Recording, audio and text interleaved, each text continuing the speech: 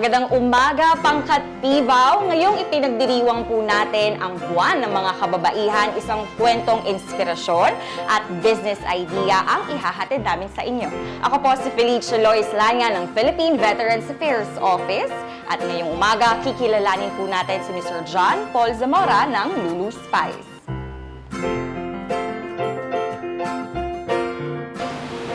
Ako po si John Pamaran Zamora. Ako yung owner ng Lulu Spy and ako yung isa sa apo ni Justice Manuel Pamaran. Ang lagi sinasabi ni Lolo sa akin before is offer great things to your country, the Philippines. Kaya kami, naniniwala kami as a business owner is to provide employment to the people to alleviate poverty in our own little way.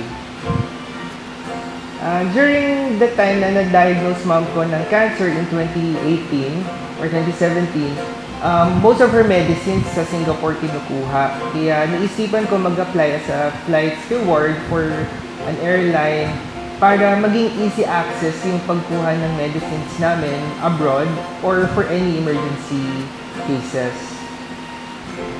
Well, as much as I wanted to stay, nagkaroon ng pandemic and nangyari na retrench po kami noong 2021.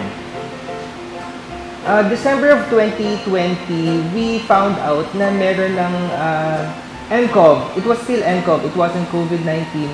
So, I used to fly to China for almost 1 month. And madami ng cabin crew nag-leave dahil may fear sila of flying because of the virus. So, from that day, pinaghandaan na namin na, pinaghandaan ko na magtayo ng isang negosyo habang nagiging limited na yung flights namin because of the pandemic. Because we always have to prepare ourselves at least 3 steps ahead para hindi ka mahuli.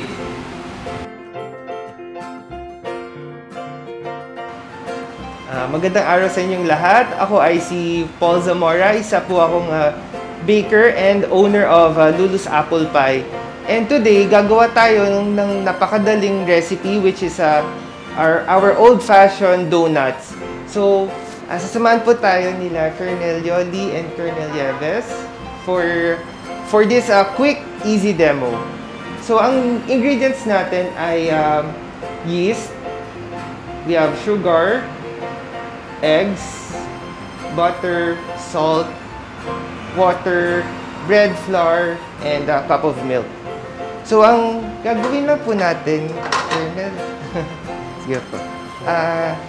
Pagsamahan lang po natin dry ingredients, the flour, pwede niyo po siya ibagsak. Opo. So, unahin lang po natin lagi ang dry ingredients before the wet. Opo. Yan. So, lahat ng dry, which is the salt, yeast, and the sugar. Yan po. I used to be a flight attendant for Philippine Airlines. And kasama ako sa na-retrench noong 2020. We were about 800 na natanggal sa work. And kasi baking ako before, ever since na talaga, with the influence of my parents, kaya naisipan ko bumalik sa baking business. Which is medyo challenging, but since familiar na ako, hindi na ako naghanap ng ibang profession. Yan po. And Colonel, may sarili po tayo assignment. So next, yung wet ingredients po. So, before that, we put a well. So, pakita po natin. Clockwise ba? Clockwise na po. Opo. Just a quick stir. And then, we put we put a well sa gitna po. So, parang lalagyan natin ng butas. Yan. Opo. And then, that's where we put all of the wet ingredients na po. So, water. Opo. Yan po. Crack 2 eggs. Yan po. Yan po. Yan.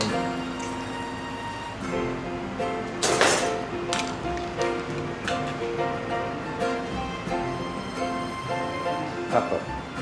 So this recipe will make you about 10 pieces of the donuts. Ang puhunan, it's about mga 200 pesos. Opo. Kayo po nag-bake na po ba kayo? Sige po. Yan. So just before we... yan, ito po. Ito yung butter. So, yun ang magagawa dyan sa Mga 10 po. Yes. Pero depende din po siya sa weight. So that is 10 pieces if 50 grams. Opo. Pero may mga nabibili kasi donuts ngayon na very small. Opo. So, opo. So, yan yung standard size na Yes. Opo. 50 grams. So, this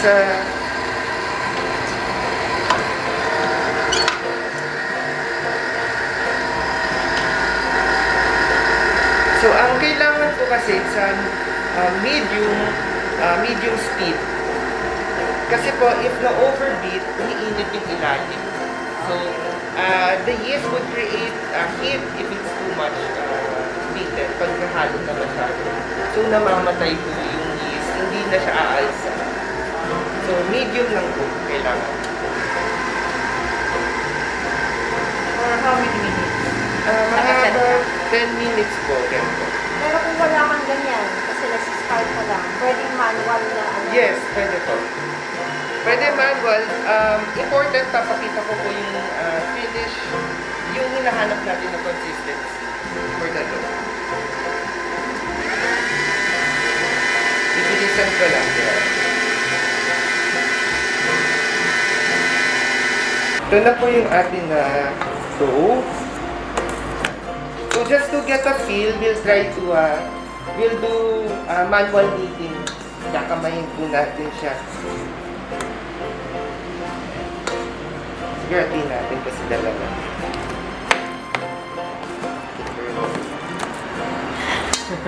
Parang clay.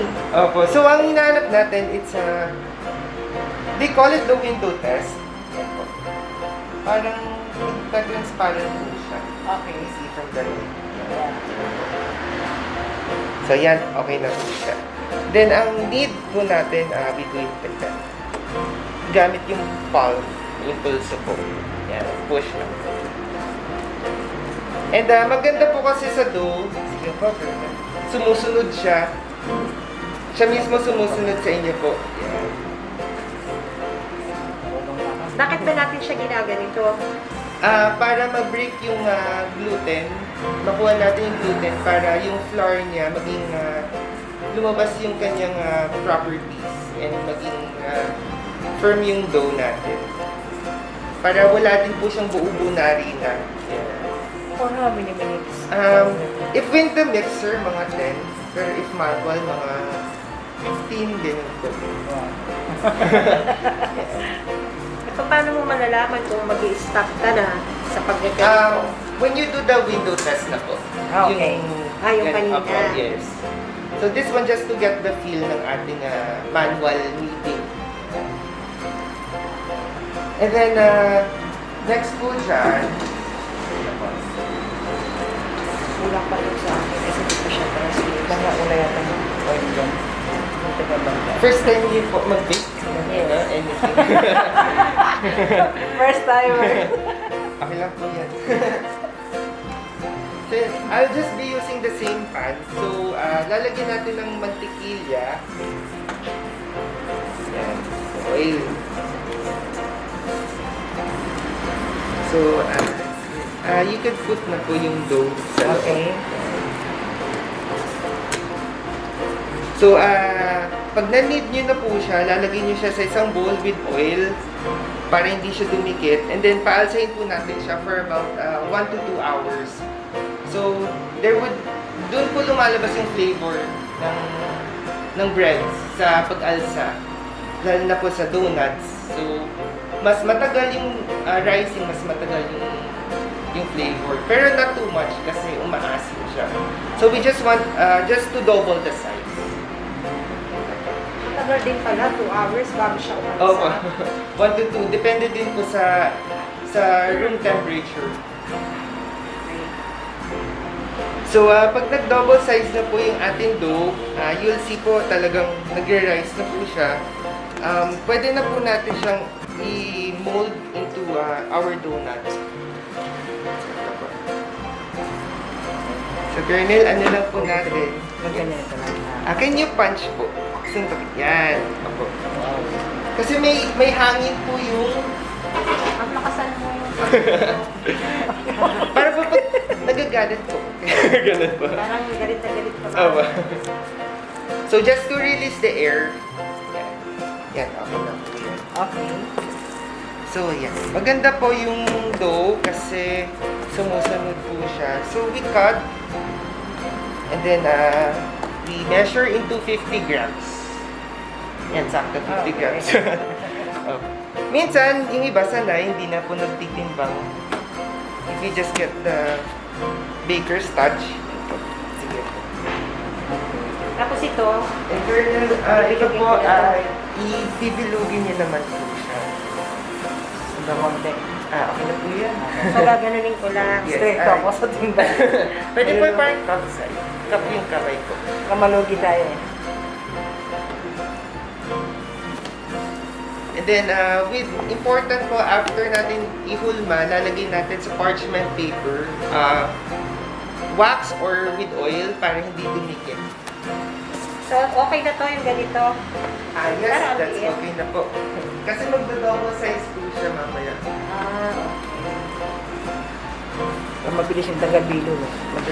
Mabagal yung taga-gupit. So yan. Mukhang more than 10 po tayo ngayon. So yung iba po, yung donuts, meron butas sa gitna. Yung iba, yung buo. Kailangan ba bilog na bilog?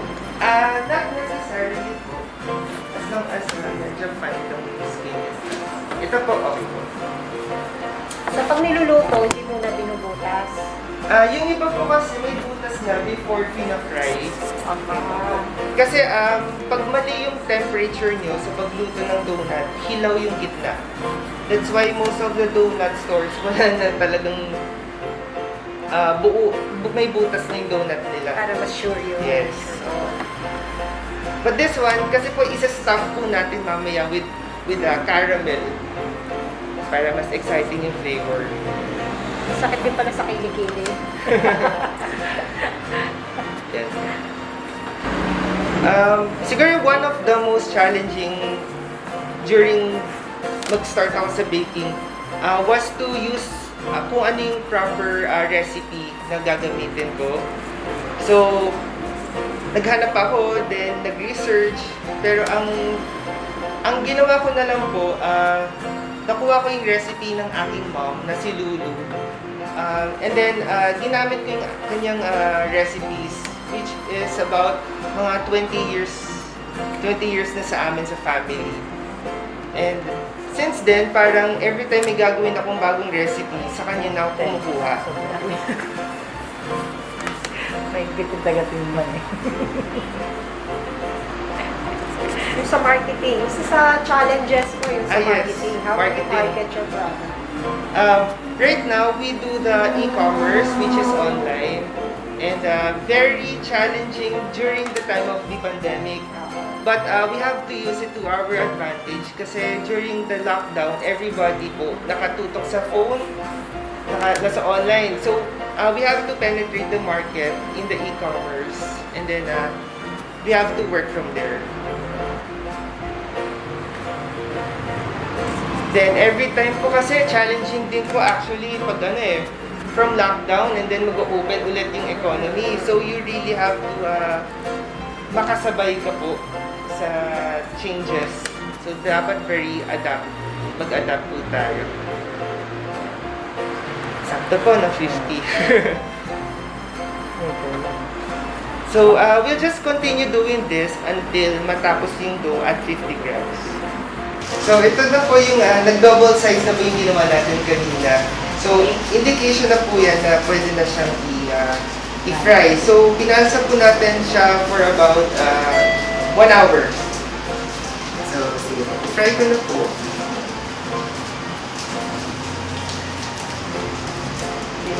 talsik mo. Hindi naman po. Alam mo, wala talsik. So, mag-float po siya.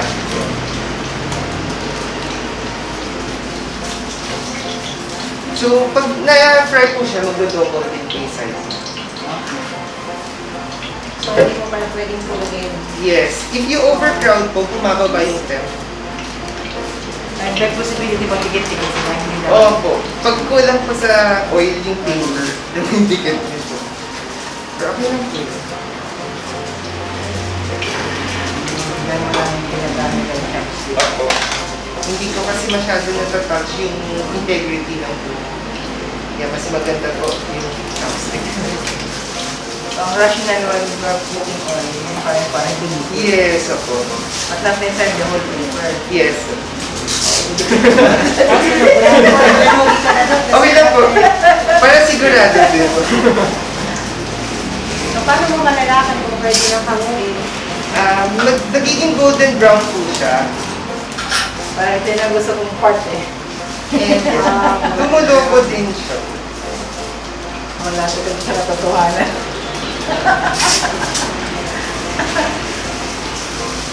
Na may...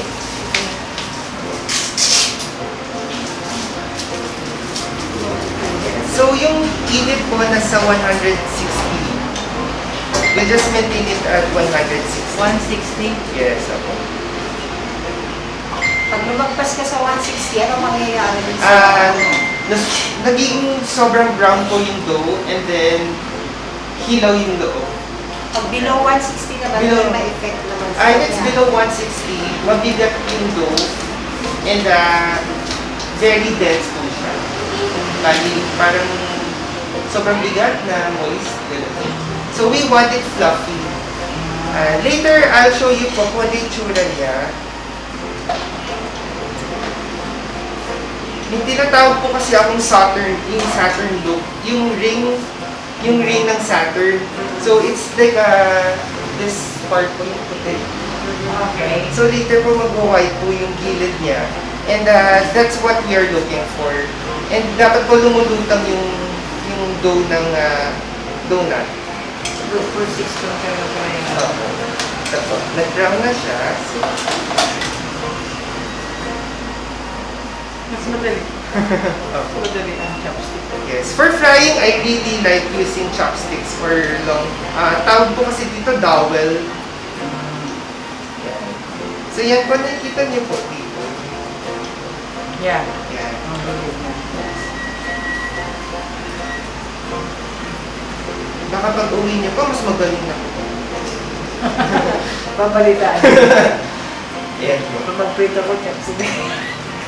Yan po, nagkakaroon na po siya ng Saturn na ring. Yan. So, nag-double size na siya. So, kernel, ito na po. So, once tapos na tayo mag-fry, siguro mga less than 2 minutes to, we go ahead and assemble our donuts. We're using caramel and then the sugar cinnamon. So, ito po, imbudo lang po. Yan. Lagyan lang po natin ng butas yung donut sa loob. So, pwedeng iba-iba yung filling. We can do ube. We can do custard cream. Yan. cheese. Pwede din po cheese, yes. Actually, ito po, you just have to coat it lang po. After doon, dito na. Yes, opo. Light lang o talagang lublog na lublog? Light lang po. Kasi yung oil niya, kakapit po yung sugar. Nakamalit din. Opo. Hindi na sila. Then, Ganyan, ito tapos tapos na siya. yan, opo. Pwede niyo na po tikman. Ano ko na, ayaw.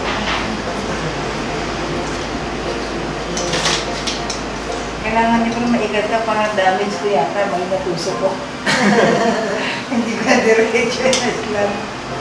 Yan. So, what's a good thing pag homemade, hindi talaga siya minsan perfect eh. But that's the good thing eh. Yung parang raw yung approach niya sa tao. Opo. Yung halatang hindi, parang hindi po makina yung gumawa. Tignan niyo po. Ayan, sorry. siya.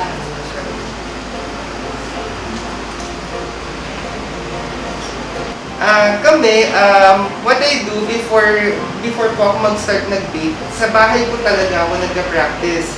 So, I consider the family as my customer. And yung learnings ko dun po sa home kitchen, dinadala po sa business. Because po kami sa Lulu's, we believe that the heart of our business is at the home. So, yun po yung dinala ko. And yun siguro yung pinaka-tip ko na kung saan mo dalhin, yung business mo, as long as the heart is there, you could go in many places. So, ito na po. Ay, may caramel ako. Yeah. So, this is our finished product from the basic ones. Pwede nyo siyang gawin with fillings and with coated sugar. So, you could sell this po siguro mga 20 pesos isa. And if we have about 10, siguro we have 200 pesos na income from our yes, opo. Pero pwede nyo benta din if you want mas mataas ng konti. Lagyan po natin ng nauso ngayon, mga fresh fruits. Like mango and strawberries. Yung sa costing niya, na-factor in na lahat pati yung sa With the raw materials. Oo. Yes. Factor na Yes. yung labor sa LPG, sa Yes. labor. Kasama na rin po siya. Yun din po important. You have the costing for everything from materials and then from also loss. Just in case may problema sa order, covered din po siya. So there you have it, our easy donuts. So yan na po yung ating finished products. And if just in case you would like to know, ang best sellers po namin are the apple pie, the chicken pie, and the donuts and ensaimadas. Pero nakilala din po kami sa strawberry ensaimada. Ito po ay isang chilled type of ensaimada na may vanilla icing. Usually po kasi cheese, di ba po, and cheese and butter on top. Pero sa amin, halos parang strawberry shortcake na siya. So, you take a bite. Perfect. Yung gawa niyo po. Hindi yung akin kami. It's cinnamon. Cinnamon. Ito isa yung milk. Ano ba gusto niyo ma'am? Sige. Hatiin natin. Ayan. Para... Oo nga mo. Marami matika. Gusto mo ba ma'am? Malaki. Ay, pwede po. Okay na yan ma'am. Matika yung tayo. Nakaka-conscious po kasi ngayon eh. Hindi naman. Matika lang. Ayaw ni ma'am na mamantigang pagkain. Okay. So, Ito na yung favorite part ko. you can order from our online store, Lulu's Apple Pie, on Facebook and Instagram. And we're also found at the Sidcor Sunday Market. So that's every Sunday from 6 a.m. to 1 p.m. I would like to, parang I encourage everyone to pre-order for our Sunday market kasi 10 o'clock sold out na kami.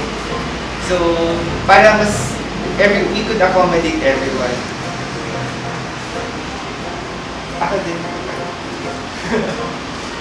Kumusta po yung donuts natin? Masarap. Super lambot.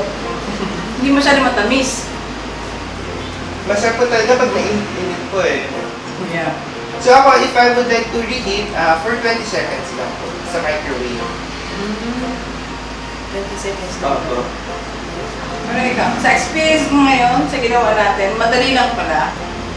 Kunting tiyaka lang. Pag may interest ka naman may ganyan kong gawin. At saka looking forward ka sa finished product mo. Dahil masarap yung donut na nagawa natin ngayon. Malambot. At saka hindi masyadong matamis. Tama-tama lang. Ako naman nire-recommend ko siya sa ating mga women entrepreneurs dahil yung katulad nga ng sinabi ni Chef kanina, sa halagang 200, makakagawa ka na ng 10, mapapalabas mo siya. Pag package mo pa siya, mas malaki yung kitaan pagka tama yung packaging mo. So, mga kabeterana, mag-start na tayo mag-isip-isip kung paano maging entrepreneur. Starting with a donut business. Masarap kasi. Simpleng gawin. Madali lang. Kunting tsaga. Pero, madali makakain. Sakit na nga.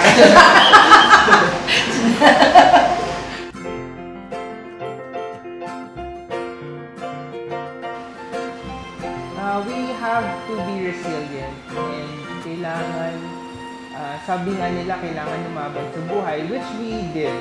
And as a company, we have to be fully equipped with and adaptable to the changes that we will face, lalo na in the future ahead. My mom is a living testimony of a woman who can do great things. Yes, we have my dad and my mom, and you know, si mommy talagang hindi ko nakita ng gawain na pang babae lang siya or what. She really proved that you can do many things without gender issue. Well, in terms of baking sa amin, I hire men and women.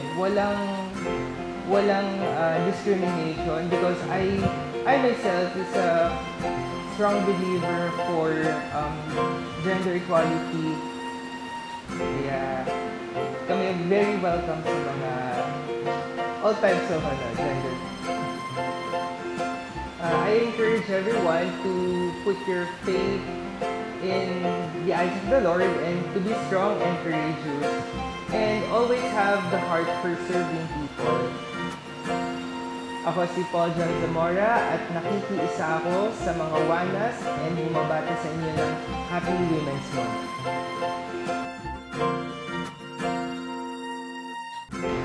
Pagbe-bake, pagtatayo ng negosyo o pagpasok sa anumang larangan at propesyon, ang mga kababaihan ay may kakayahang umunlad at tumulong sa pag-unlad ng ating bansa. Kaya naman mahalaga na ang lahat ay makiisa at kumilos para sa agenda ng mga kababaihan tungo sa kaunlaran sa pamamagitan ng pagbibigay respeto at proteksyon sa kanilang mga karapatan. Muli, ako po si Felicia Lois Lanya ng Philippine Veterans Affairs Office na kikiisa sa lahat ng mga Huwana. Happy Women's Month!